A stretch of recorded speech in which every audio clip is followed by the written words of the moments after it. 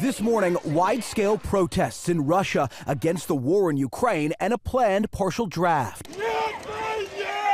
More than 1,400 protesters arrested after taking to the streets in 38 cities. Young men chanting, "I don't want to die," for Putin.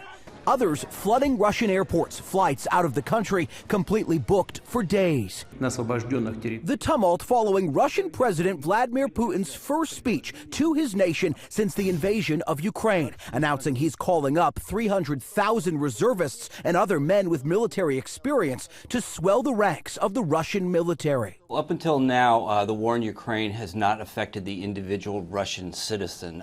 It's been the Russian military goes to war and the Russian citizen goes to the mall. But this changes everything. Putin is asking a lot of the individual Russian person. Meanwhile, Ukrainian troops continue pressing the attack, working to liberate regions in the country's east from Russian control. The Kremlin now planning to stage referendums starting Friday in the cities and towns it still controls, beginning the process of absorbing those regions into Russia.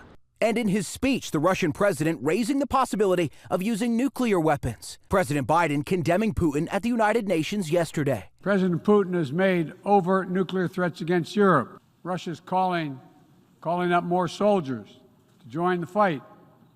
And the Kremlin is organizing a sham referenda to try to annex parts of Ukraine.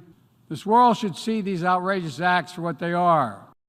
All of this after some good news out of Ukraine. In a prisoner swap, Russia freed 215 Ukrainian prisoners of war, including 2 Americans, Alex Drueke and Andy Huynh, who were captured fighting alongside the Ukrainian military. Jay O'Brien, ABC News, Washington.